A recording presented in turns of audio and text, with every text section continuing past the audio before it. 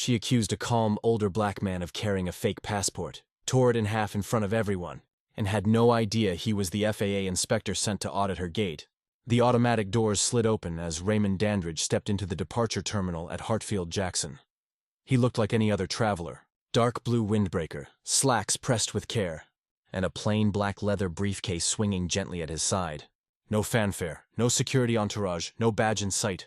He paused under the fluorescent lights, watching the line build at security checkpoint C. From the outside, Raymond didn't seem like much, just a 57-year-old man moving through the world with quiet certainty. But under that calm surface was a mission he couldn't share with anyone in the crowd. Raymond had worked with the FAA for almost 3 decades. In his early years, he focused on aircraft maintenance protocols. But as the years passed, and the reports of mistreatment and misconduct on the ground increased, his work shifted. He didn't wear a uniform anymore. His power was in what he observed and what he could report. This trip wasn't just business. It was a test. A field audit initiated after 4 different complaints came in. Over 2 months, all pointing to one troubling pattern. Black and brown travelers were being stopped, questioned, and in some cases denied boarding at certain gates. No official reason, just security concerns. So here he was, alone. No one knew who he really was. Not the TSA agents, not the gate crew, not the passengers. That was the point. As Raymond made his way through the terminal, he kept his eyes sharp. He wasn't looking for drama. He was looking for patterns. How people were spoken to, who was being asked extra questions, who got the side glances, who was smiled at, and waved through without a second look. He stopped at a coffee kiosk and ordered a small Americano. The barista, a young guy with a nose ring and nervous energy, smiled as he handed him the cup. "You flying domestic or international today?" the kid asked. "International," Raymond replied, sipping the drink. "Toronto? Nice. You ever been?" "A few times," Raymond said with a faint smile. "I always learn something new." It wasn't a lie. Toronto was one of his favorite cities to work in. Straightforward inspections, good people, but today his attention wasn't on the destination, it was on gate C14. As he made his way through the corridor, the voices of airport announcements crackled overhead. "Final boarding call for flight 8802 to Montreal. Passengers please report to gate A2 immediately." Raymond didn't rush, he had plenty of time. He made mental notes of the gate agents he passed, their expressions, the body language they used with different people. Some smiled politely, others barely looked up. When he reached C14, the area was moderately full. People with carry-ons slouched in plastic chairs, half listening for boarding calls. A mother balanced a baby on her hip while scrolling her phone. A man in a sharp suit argued quietly with someone on Bluetooth. The air smelled faintly of pretzels and airport carpet cleaner. At the counter, a woman with platinum blonde hair and narrow glasses was typing rapidly into the terminal. Her name tag read S. Wilcox. Her brows were drawn tight as she scrolled through passenger records. Raymond stepped forward calmly, passport in hand. "Good afternoon," he said politely. "Just checking in for the Toronto flight." She didn't look up passport. He handed it over. She flipped it open and stared at it for longer than usual. Her fingers hesitated just slightly on the page. Then her eyes flicked up to him. "You sure this is yours?" Raymond blinked, confused but composed. "Yes, this doesn't look right." She muttered more to herself than to him. Raymond said nothing. Just waited. This wasn't new, but he hadn't even gotten 2 words out before suspicion landed on him like a weight. She turned the passport over again, furrowed her brow and let out a small scoff. "What's your purpose for visiting Canada?" He answered without hesitation. "Business? What kind of business?" "Transportation," that was technically true. Vague enough to keep the cover intact, but accurate. Her fingers tapped the desk. "I'm gonna need to verify this," she said flatly, stepped to the side. Raymond did as told. He moved a few feet back near a support column and leaned against it quietly. He watched her as she went into the system again, this time shaking her head. He caught the glance she gave to the passenger behind him. It was a look that said, "Can you believe this guy?" That's when he knew. But something told him this wasn't going to be just another report. This time it was going to get messy. Stephanie Wilcox didn't know she was being watched. Not just by the man she'd just brushed off, but by several sets of eyes in the boarding area. Some curious, some cautious. People notice things, even if they pretend they not paying attention. Raymond stayed quiet. He didn't pull out a phone or puff his chest. He just waited. That was part of the job. Patience, observation, restraint. But even for someone with his experience, there were limits. Stephanie tapped furiously on the keyboard again, muttering something under her breath. The guy next in line, a white man in his 30s wearing a Harvard hoodie. "Stepped up passport," she asked. He handed it over. Less than 5 seconds later, she was smiling and handing it back. "You are all set, Mr. Riley. Enjoy your flight?" He gave a quick nod and moved along. Raymond took a breath, small and quiet. Another passenger came up, then another. Each one moved through the process faster than he had. Each one got a smile, a simple question or nothing at all. After 5 minutes, he stepped forward again. "Excuse me, I just wanted to check. Has my document been verified?" Stephanie didn't look at him, still reviewing. She kept typing. Then, almost as if annoyed by the presence of someone asking for basic respect, she sighed loud enough for a few heads to turn. "Sir," she said finally, looking up. I'm gonna ask you again. Are you sure this is your passport?" Raymond met her stare. "Yes, I am. Because this photo doesn't look like you." A woman seated nearby glanced up. She blinked, looked at Raymond, then at the passport in the agent's hand. She frowned slightly but said nothing. "It's a current passport."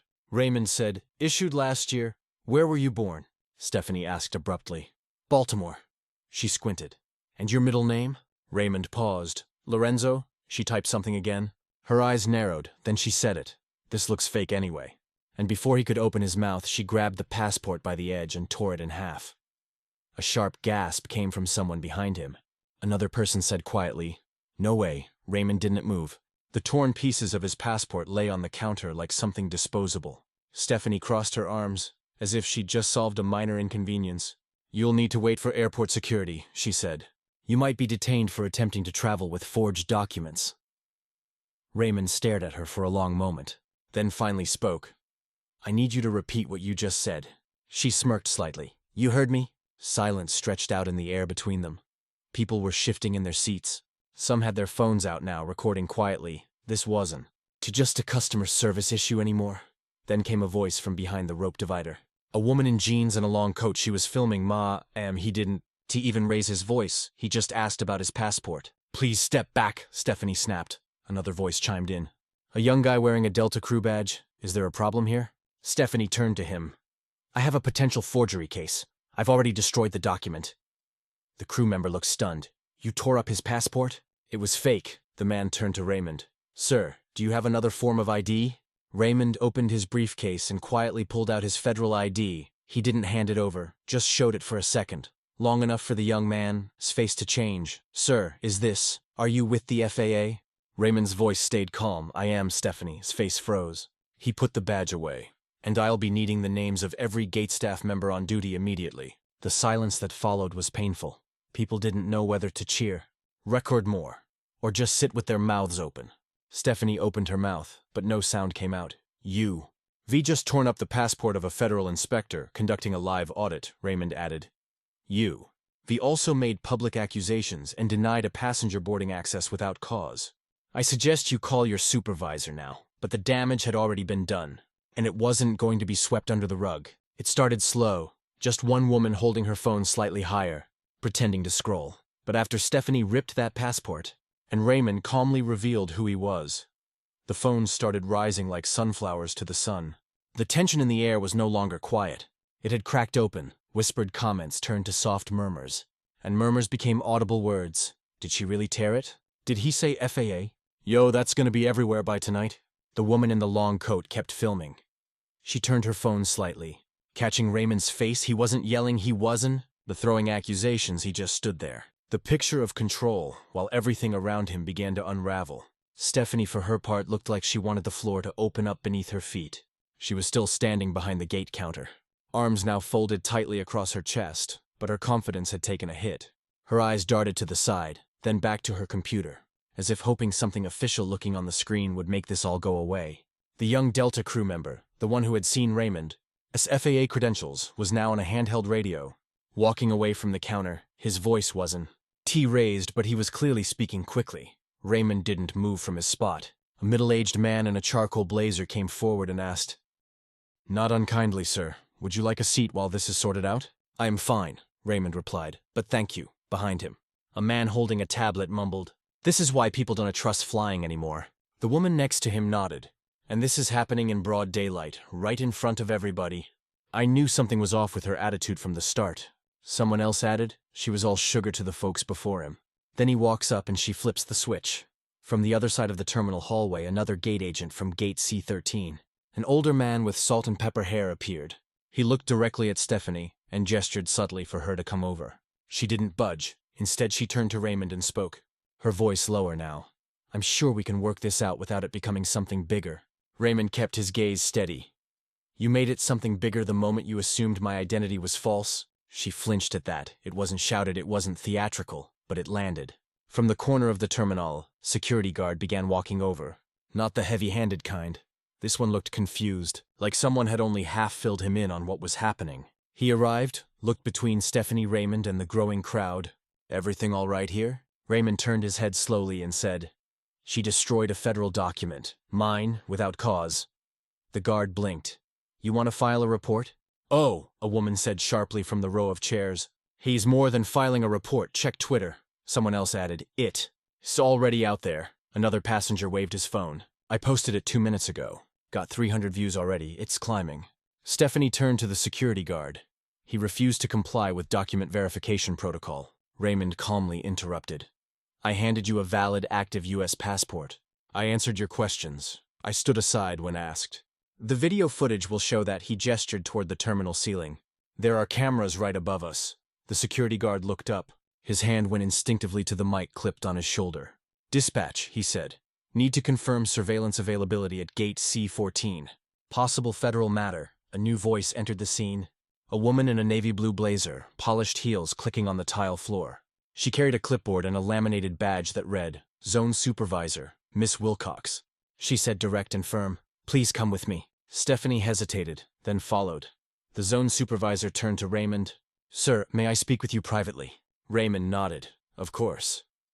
The two of them began walking toward a hallway near the jet bridge, away from the eyes and phones, but it didn't stop the ripple through the waiting area.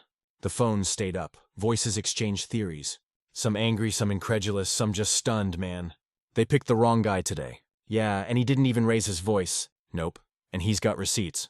But outside that hallway, the story was already growing legs, and the internet wasn't. Going to wait for an official statement? Inside the hallway, things got colder. Not physically, though the temperature did dip slightly as they entered the back corridor, but in tone. The kind of cold you feel when people start choosing their words too carefully. Raymond sat across from the zone supervisor in a small room meant for quick interviews and badge checks. It had a low humming vent, a table bolted to the floor, and a camera mounted in the corner. The walls were a dull beige, worn by years of tense conversation. The supervisor, whose badge read N. Morales, closed the door softly and sat down. She didn't look hostile. More like someone trying to hold back a storm with a clipboard and a checklist. I am Nicole Morales, she began. I just want to make sure we get everything on the record properly, Mr. Dandridge, Raymond replied. Raymond Dandridge. She clicked her pen. Are you with the FAA? He reached into his briefcase, opened the slim black folder, and pulled out his credentials. He handed them across the table. Her eyes scanned the gold seal, the official photo, the ID number. She stiffened. You're doing an inspection? I was, he said plainly, until it turned into something else. Nicole exhaled through her nose. I need to inform my terminal director and airport police. I assumed as much, he said. You might want to retrieve the surveillance footage from gate C14 while you... At it, Nicole stood up, suddenly more aware of how big this had just become. Raymond remained seated, tapping one finger slowly on the table. He wasn't nervous, just calculating. This wasn't his first time catching misconduct. But it was the first time someone had literally destroyed a federal passport in front of a crowd.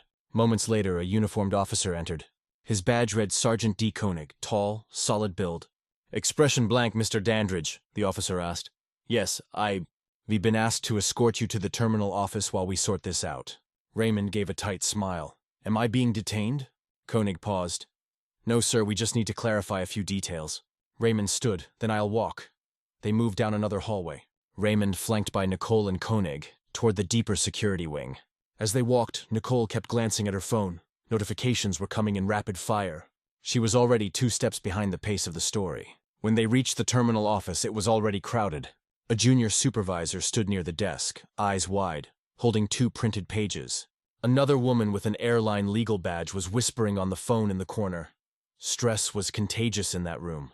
Raymond took a seat, opened his briefcase again, and this time pulled out a thin folder. Inside, a list of complaints submitted to the FAA. 4 names, 4 dates, 4 nearly identical allegations, all from travelers who said they had been treated as suspicious or combative at gate C14 for no clear reason. He placed it on the table. Nicole walked over and read the first page. Her jaw tightened. She didn't speak for a few seconds. Then she said, "Why wasn't this flagged earlier?" Raymond didn't answer right away. Then calmly, because this wasn't about getting someone fired. It was about seeing if the problem was as real as the complaint said it was. A younger staffer entered the room and whispered into Nicole's ear. Her face changed. "What is it?" Raymond asked. "The video," she replied. "The one from a passenger's phone. It's already on 3 major news accounts." Raymond leaned back slightly. "That was fast, too fast," Nicole muttered. She looked toward the legal rep, who was now off the phone and visibly sweating. "This may go federal by tomorrow morning." Raymond glanced at the clock on the wall. 11:00 a.m. It hadn't even been 2 hours since he entered the airport. Then Koenig, the officer, stepped forward. V confirmed the security footage backs up your version of the incident. You stood calmly, you answered her questions. You never raised your voice, I know, Raymond said. But thank you for confirming it.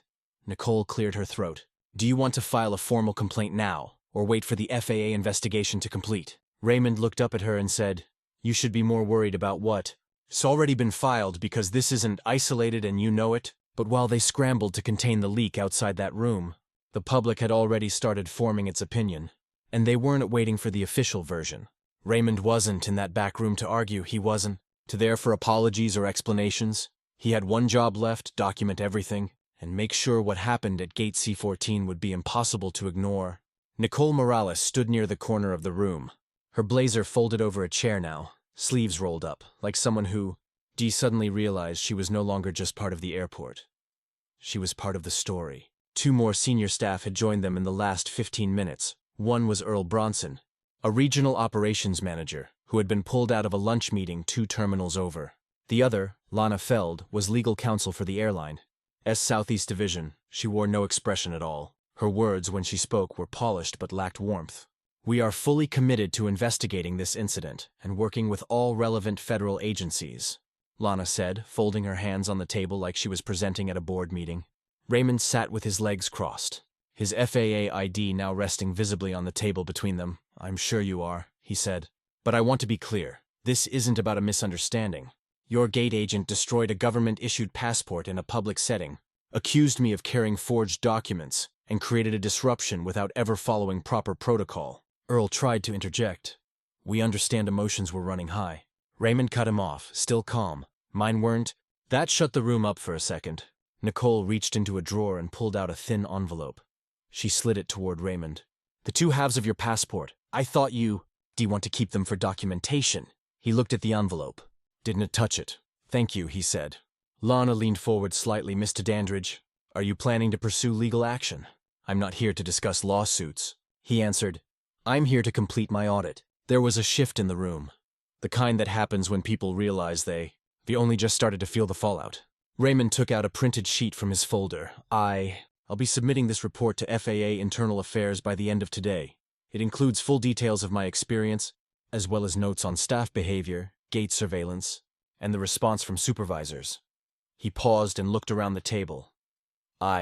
V also included a pattern of complaints filed by travelers from the last 8 months, 5 of which involved Gate C-14. 4 of those involved Ms. Wilcox. Nicole visibly winced. Earl cleared his throat. We were unaware of that trend. That's part of the problem, Raymond said. There was silence for a long stretch. Then Lana spoke again, carefully. If we request a follow-up meeting with our HR department and Diversity and Inclusion Division, would you be willing to join that conversation? Raymond tilted his head slightly. Your departments are welcome to do their part, but my responsibility is to report facts, not to help you write a better press statement. Nicole rubbed her forehead. Outside the small office, things weren't calming down. Another junior staffer had walked in with a tablet showing a live feed of a trending video, Raymond's encounter. Over 2.7 million views, comments exploding, news accounts already tagging the airline. Official page, CNN requesting a statement. The staffer muttered to Earl, and so is Channel 5 Atlanta. Raymond gave a small tired sigh. You can tell them I am not available for comment. He stood up, slid his folder back into his briefcase and looked around the room one more time. You've got a window to make this right. It won. Stay open long. Nicole followed him to the door. Where are you heading now? I'll finish my route, he said. Then I'll be returning to D.C. in the morning. She looked like she wanted to say something more. An apology, maybe, but couldn't. To quite find the words, he walked past her. As he stepped out into the terminal hallway, another passenger caught his eye. A woman with a toddler strapped to her chest gave him a quiet thumbs up. Another man further down gave him a respectful nod. Raymond didn't return the gestures, not because he didn't appreciate them, but because he knew this wasn't about him anymore. But as he walked back into the public eye, it was already clear this was no longer just about one gate agent. It was about every face she ever made uncomfortable, and every person who said nothing while it happened. The airline. Its regional control office on the 3rd floor was built for chaos. It was designed for logistics. Flight schedules, weather maps, fuel ratios, and gate assignments lined the monitors on the wall. But now everything had shifted. People weren't looking at radar or snow delays anymore. They were reading tweets, scrolling through comment sections, fielding urgent calls from PR teams and legal consultants. The digital war room was activated, and for the first time in a long time it was about lost luggage or delayed flights. Lana Feld walked in fast. Without her clipboard this time. How bad is it? She asked. No one in particular. A guy at the far end of the room, lean, wiry, with his headset hanging off one ear, turned his monitor toward her. You tell me. On screen was the top post on X, a passenger. This video showed Raymond standing calmly, Stephanie tearing the passport, and several people audibly reacting in real time. Lana watched in silence as the video played, then looped. 58,000 shares in the last hour. The tech added, "It's already picked up by Morning America," and CNBC just tagged us in a comment asking for a statement. Damage control, someone asked. No. Lana said flatly. This is past control. We're in full-on containment mode. In a side room off the main floor, a high-level emergency briefing had begun. Nicole Morales sat stiffly at the table, trying to keep her breathing steady. She had only been promoted to zone supervisor 6 months ago, and already her name was on an incident file marked Federal Violation Review. Across from her sat her director, Lionel Griggs, mid-50s. Always looked like he was one step away from blowing up, but somehow never quite did. He slapped a printout on the table. This Agent Wilcox. What the hell were we doing keeping her in rotation? Nicole hesitated. We had no written complaints on file, nothing formal. 4 passengers listed her by name in FAA complaints. Lionel barked. You telling me not one of those made it back to your desk? I didn't see them. I'm not sure if HR stopped, he said. Holding up a hand, this isn't about HR anymore. This is about the fact that one of our gate agents publicly humiliated and falsely accused a federal inspector on camera in broad daylight, surrounded by passengers, and she tore up his passport. He looked at Nicole hard. I don't care how many people smiled at her on her lunch breaks. She cost us more than just bad press. She might have cost us federal partnerships. A junior assistant popped her head in. FAA Office of Communications just issued a statement confirming Mr. Dandridge was conducting a live inspection tied to profiling allegations. Lionel didn't say anything. He just rubbed his temples. Back on the floor, Lana had rejoined the rest of the legal team, now fielding phone calls from regional managers, union reps, and journalists. The video hadn't just gone viral, it had gone nuclear. I just got off the phone with CBC Toronto. I pass it to you, she said. They, re-asking why a black federal agent couldn't board a flight to Canada without being accused of fraud. Lana gave a cold smile. They already know the answer. They just want us to say it out loud. The room was silent for a beat. Then she said, Has Wilcox been removed from all assignments? Nicole, standing nearby, answered. She saw on administrative leave. We took her badge an hour ago. Not good enough, Lana said. We need a public-facing decision by 5 p.m. And we need internal guidance on what we tell our other agents if this spreads to other airports. A different supervisor interrupted. It already has. Someone just posted an old clip from LAX of a similar situation. Guess who the agent was? Lana blinked. You're joking, nope. Wilcox used to work LAX before she transferred last year. She had a rep, another silence. The PR officer looked up. We've got about 6 hours before we... Re-trending again on the evening news. What's the message? Lana hesitated, then she said, You tell them the agent has been removed. We, re-cooperating with federal investigators, and we, re-reviewing all internal procedures relating to identity verification and gate conduct. Should we apologize? Not yet. Why not? Because if the FAA drops that audit report this week, Lana said, we'll need to apologize for a lot more than just this. But what they didn't, realize was that Raymond's report wasn't to the real problem anymore. It was what it would inspire next. By 2:17, the clip of Stephanie Wilcox ripping up Raymond Dandridge. His passport had been reposted over 100,000 times. The footage was raw, no editing, no commentary, just a man standing quietly while his identity was called into question in front of a crowd. It wasn't just travel bloggers or civil rights pages sharing it anymore. The story had jumped. CNN posted a still image with the caption, FAA inspector accused of forgery by airline staff during routine audit. By the next refresh, MSNBC, CBC, and even Al Jazeera had it running in their feeds. People weren't just reacting, they were outraged. V flown through that terminal? I know that look agents give you when they V already decided who you are. Imagine tearing up a federal document on camera and still acting like you. V got nothing to answer for. This is why people stopped trusting systems. Raymond's name trended in less than an hour. His photo, pulled from a past aviation safety conference, floated beside headlines like Wrong Man, Wrong Move, an FAA undercover inspector humiliated at Gate C-14. But it wasn't just sympathy he was receiving. It was validation. One by one, other flyers started posting their own stories. 2 years ago, she stopped me because I looked nervous. I was late for my mother's funeral. She once asked my 12-year-old son if he had really packed his own bag. Who does that? I knew her face the moment I saw the video. It became clear this wasn't about one incident. This was about a pattern, and now that people saw it on tape, they were less willing to doubt what others had quietly endured. Inside the FAA's communications office in Washington, D.C., phones were ringing off the hook. Internal Affairs had already received the preliminary summary from Raymond. But the director of the office, Wanda Kim, knew this case was different. She stood with her team, reviewing the timeline on a large monitor. So he didn't to reveal himself until after security took him aside. Nope, one of her aides replied. Stayed in character until the agent doubled down. Only showed ID when it was clear she'd made a serious error. And the crowd completely on his side. No aggressive behavior on his part. Video backs it all up, Wanda nodded. He did exactly what we trained him to do. Quiet observation, document, then verify. Let them show you who they are. She turned back to her assistant. Have we pulled Wilcox's employee history? We did. It's not pretty. How so? She had 2 internal reports closed without review, both from her time at LAX. Complaints about aggressive behavior and personal bias. Nothing ever escalated until now. Wanda closed her laptop. Tell legal to prepare a statement. FAA will cooperate with all reviews, but will also be issuing a recommendation on staff conduct for any gate personnel working on federal contracts. Back in Atlanta, Stephanie Wilcox sat in a conference room far from the gate she once worked. Her badge had been deactivated. Her phone was blowing up not with messages of support but with screenshots, memes, and brutal public commentary. Her hands trembled as she scrolled through one post after another. Imagine being this confident and this wrong. She thought she could talk down to him. She didn't know he wrote the rule book. She didn't recognize this version of herself. But maybe she never had to face it until now. No manager had ever pulled her aside. No one ever pushed back until today. A soft knock at the door broke her trance. Nicole Morales stepped in with folded arms and an unreadable face. Stephanie didn't speak.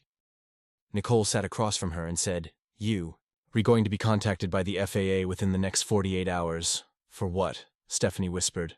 Nicole didn't blink. For questioning, for a written statement, and likely a full inquiry into your history here and in Los Angeles. Stephanie opened her mouth, then closed it again. Nicole continued. You need to understand something. He wasn't just anyone, and this wasn't just a bad day, Stephanie. His voice came out small. I didn't know. Nicole stood. That's the problem. But now that the story had escaped the terminal walls, no one could unsee what they saw, or unknow what they had learned. 2 days later, Raymond sat in his DC office. Nothing flashy, just a desk, a single window facing the parking lot, and shelves filled with binders older than some of the new hires. He was reviewing final edits to his incident report. The document was 34 pages long, meticulously organized. Every detail timed to the minute. His phone buzzed. A message from FAA Internal Affairs. Toronto office confirms 3 similar complaints at Pearson over past year. Same airline, similar behavior. He didn't respond right away. Just leaned back in his chair, rubbed his temples, and let out a slow breath. He'd known deep down this wasn't isolated to one airport. You don't get a pattern like this from a single bad hire. Stephanie Wilcox had been the match, but the gasoline had been leaking for years. Later that afternoon, Raymond joined a virtual meeting with Wanda Kim and several FAA regional inspectors. Most of their faces showed fatigue. Bags under the eyes, brows furrowed, jaws set like bricks. Wanda got to the point quickly. We've begun compiling all identity-based complaints linked to the top 10 busiest domestic airports. Not just racial profiling, everything, age, language barriers, perceived immigration status. It's a mess. A younger inspector named Jeremy Aguilar from the Phoenix office spoke next. I had 2 travelers last month who were stopped at boarding because they spoke too softly. Gate agent claimed they were evasive. Turns out they were both deaf. A few heads shook. Wanda turned to Raymond. Your report is going to be the foundation for a broader compliance review.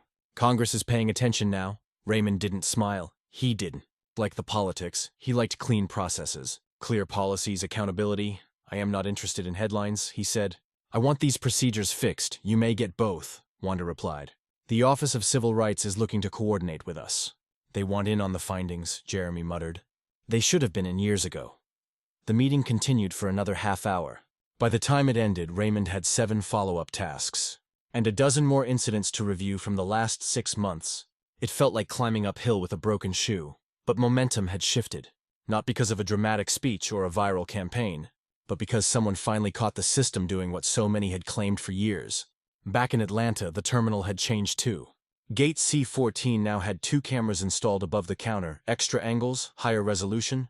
Every gate agent had been ordered to complete an updated training module within 72 hours. Supervisors were required to file incident logs weekly for FAA review. It wasn't revolution, but it was movement. One agent, Denise Trammell, who worked in the terminal for over 15 years, noticed the difference. They're walking softer now, she said to a coworker while scanning boarding passes. Funny how quiet people get when somebody important gets treated the way we get treated all the time. Her coworker, a young guy named Rico, looked over. You ever have her, Wilcox? Denise gave a slow nod. Had to work next to her twice. You could feel it. Like the rules changed depending on who walked up to the counter. Why didn't anybody say anything? Denise looked him in the eye. Who would have listened? That question stuck in Rico. Head for the rest of the day. Meanwhile, the airline's legal department had launched an internal audit of all gate agent records over the past 5 years. Several other employees had already been flagged for excessive passenger conflict. One name caught attention, a man in Miami who had been quietly transferred after multiple altercations. Another in Dallas who consistently randomly selected young men with dual citizenships. They hadn't made headlines yet. But after Wilcox, those days were likely numbered. Raymond got an email from a former agent who had seen the video. Subject line, wish I'd said something when I had the chance. The body was short. I worked next to her for 6 months. You were right to write it all down. Thank you, Raymond didn't reply. But he saved it in a folder labeled Testimonies. But what mattered most now wasn't what had happened. It was what people were finally willing to say out loud. 1 week after the incident, Raymond found himself standing at a podium in a conference room in Washington, D.C., addressing a room full of transportation executives, FAA investigators and civil rights observers. It's supposed to be a press event. But reporters had shown up anyway. The story had grown larger than anyone expected. Raymond adjusted the microphone. I wasn't trying to make an example out of anyone, he began, voice calm but direct. I was doing what I've done for nearly 30 years, quietly observing the systems that hold up public safety and, occasionally, public trust. He let that hang for a moment before continuing. When a gate agent tears up a passport because they done, like the look of the person holding it, that, not just misconduct, it's negligence, it's bias, and when it goes unchecked, it becomes policy in everything but name. The room stayed silent. He looked down briefly at his notes. He'd rewritten the speech 3 times, tossing out anything that sounded like spin. What was left was bare, honest, and heavy. I've been asked whether I forgive her. The answer is I don't know. That's not the point. The point is whether we're finally ready to change how things are done. After he spoke, a few questions were allowed. One reporter from The Atlantic asked, The only one that mattered, Mr. Dandridge. Do you believe anything will actually change? Raymond paused. I believe people are watching now. That's a start. Back in Atlanta, the airport was different, but not entirely. A new memo had gone out that morning. Gate agents were now subject to random FAA monitoring during international flights. Supervisors would be held directly accountable for repeated complaints. Stephanie Wilcox had officially been terminated. Her access revoked across all terminals nationwide. In the employee break room, 2 agents were sitting in silence as the memo scrolled across the flat screen. Think they're gonna make us go through another seminar? One of them muttered. The other, an older woman named Tanya who worked there over 20 years, shook her head. They can throw all the training at us they want. Until they start hiring people who know how to treat passengers like humans, nothing sticks. A supervisor walked in and caught the end of her sentence. You got something to say, Tanya? She looked him dead in the eye. I already said it. He didn't press further. Just grabbed his coffee and walked out. Meanwhile, Raymond was back at his desk the next morning, sipping from a chipped mug, his inbox filling with interview requests. He deleted most of them without opening. This wasn't about becoming a public figure. He wasn't chasing airtime. He was trying to keep the focus where it belonged, fixing the system from the inside. That afternoon, a Zoom call was scheduled with FAA field officers. Raymond logged on a few minutes early. Small windows began popping up across his screen. Inspectors from Detroit, Seattle, Tampa, San Jose, some he worked with before. Others were new faces. Wanda Kim opened the meeting. Let's start with a round table. She said, "Tell us one thing you've seen in the last week that gives you hope." Raymond didn't volunteer to go first. He listened. "I had an agent apologize to a passenger yesterday after they were questioned too harshly," said a woman from Philadelphia. "We've never seen that happen in 17 years. In Dallas, a gate team pulled one of their own aside, told her she was being out of line. That never used to happen without a supervisor." When it came to Raymond, he spoke slowly. "Hope doesn't come from policies. It comes from people being willing to speak when something's wrong. And now that the public's seen what wrong looks like, they finally asking the right questions." He paused. "My job was never to embarrass anybody. My job is to shine a light in the corner where things get ignored." Outside the building, the DC air had that dry early spring chill. Kids were walking home from school and traffic pulsed down the boulevard in front of FAA headquarters like any other weekday. But for the first time in a long time, Raymond felt that maybe, just maybe, this time the silence was broken for good. But it wasn't enough to break the silence. Now they had to decide what they do with the noise. 2 weeks later, Raymond returned to the Atlanta airport. Not undercover this time, no briefcase, no quiet observations. He wasn't there for work. He was there because he wanted to see it with clear eyes. Without the pressure of a hidden role, Gate C-14 looked the same on the surface. Same dull carpeting, same plastic chairs, same busy traffic. But there was a subtle shift. Staff seemed sharper, more cautious. Every interaction was a little more measured. Not forced, but aware. He watched an older woman ask a question about a delayed flight. The agent didn't sigh or dismiss her. He leaned forward and explained it kindly. Another man walked up, visibly nervous about missing his connection instead of brushing him off. A staffer walked him to the screen and double-checked the gate number. Raymond took a quiet seat and just observed. At one point, a young black couple with a baby approached the counter. The agent who greeted them, someone new, he hadn't seen her before, smiled, cooed at the baby, and helped them board early without them having to ask. Small moment, but it mattered, 15 feet away.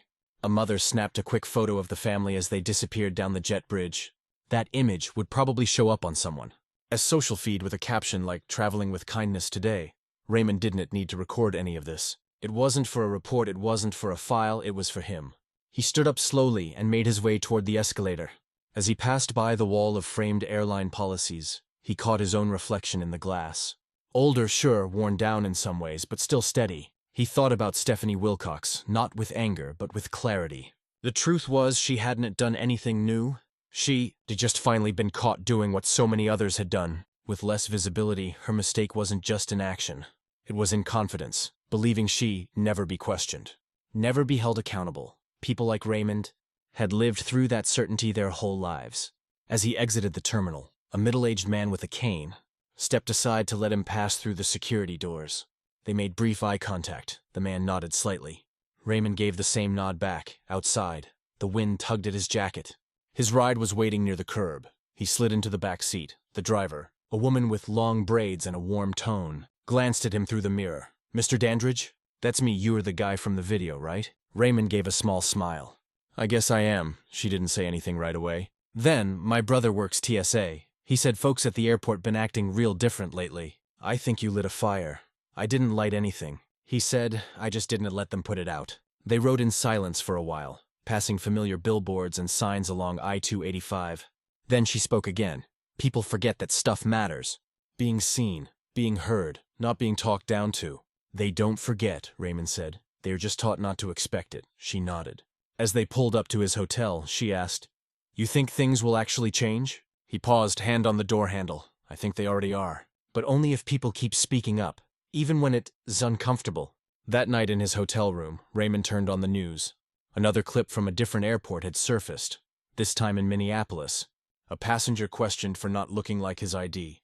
But this time, a supervisor stepped in early, diffused the situation, apologized it didn't, to make the primetime headlines, but it was something. Raymond closed his laptop.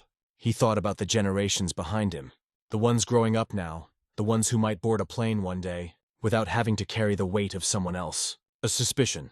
Maybe they'd never know his name. That was fine.